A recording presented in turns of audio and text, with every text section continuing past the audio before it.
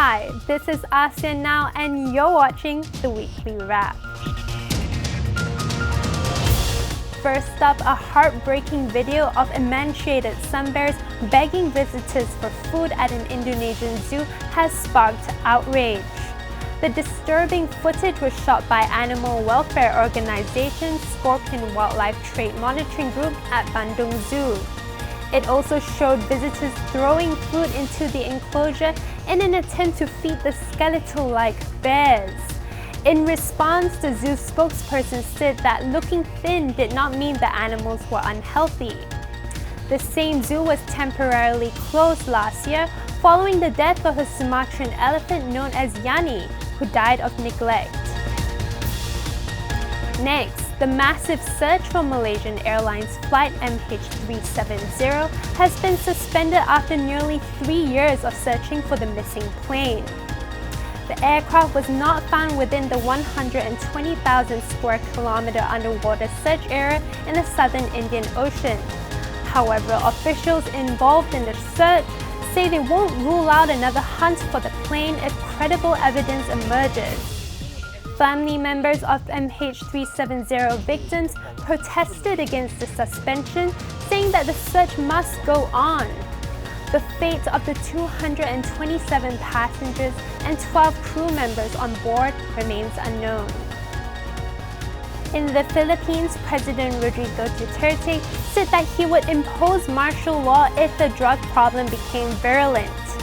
He said he has sworn to protect the country against all threats, including drugs, and will only declare martial law to preserve his nation. If he were to impose martial law, Duterte said that not even the Supreme Court could stop him. Meanwhile, Senator and world-renowned boxer Manny Pacquiao called for Filipinos to support Duterte's plan. He also urged drug dealers not to be hard-headed and to mend their ways as police continue its campaign against illegal drugs. Over in Malaysia, unmarried Muslim couples riding motorcycles together in Kuala Terengganu were told to keep their hands to themselves. Those riding pillion cannot put their hands in the jacket pockets of their partners and should refrain from hugging or leaning against each other, as such acts were considered against Islamic teachings. Those who do so will face stern action by the Terengganu Religious Affairs Department. Lastly, in Singapore, footage of a woman sitting on the roof of a moving car has gone viral. The taxi driver who witnessed the dangerous act said the woman was not holding onto anything and that the car was traveling at around 50 kilometers per hour. A number of incidents involving dangerous driving have been reported in recent weeks, including several cases of cars going against traffic. Motorists convicted of dangerous driving may be fined up to 3,000 Singapore dollars and jailed for up to a year. We now head over to Bangkok with our Thailand partner Nation TV for the latest roundup from the Northern ASEAN region. Thank you, Kuala Lumpur. Here are the latest updates from mainland Southeast Asia, and this is an incredible story of Cambodian women being rescued from prostitution in Tokyo through Facebook the risks message. Are worse for those. Cambodian women were saved from being forced and trafficked into prostitution in Japan after one of them successfully sent a message on social media like Facebook to a Cambodian embassy as a cry for help.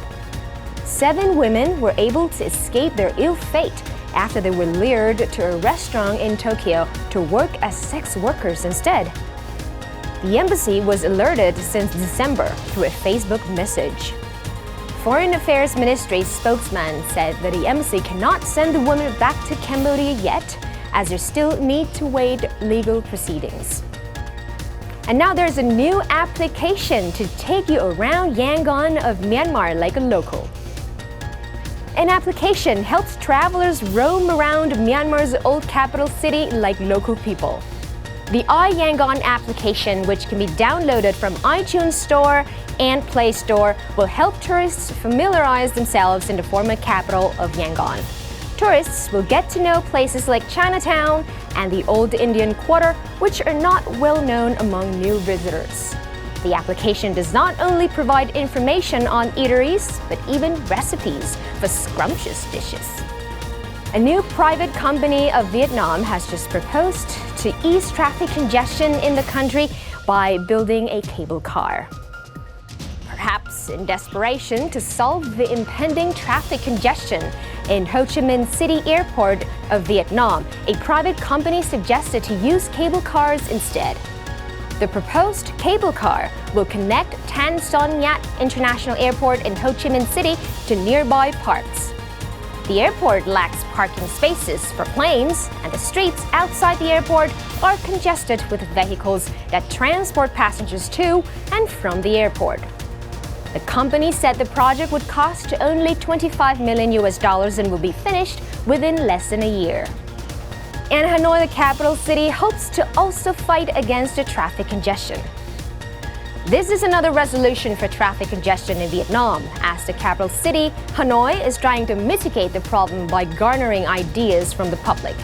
And it seems that the Vietnamese cities are working hard on solving traffic problems, after Ho Chi Minh City has recently made its suggestions, and then Hanoi is set to host a competition to get ideas on how to ease congestion. And of course, whoever can propose a practical solution will win a prize money of up to $200,000.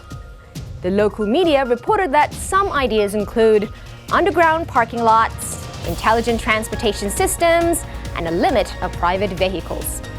Hanoi has built more highways and overpasses on roads than before, which still have not helped ease congestion yet.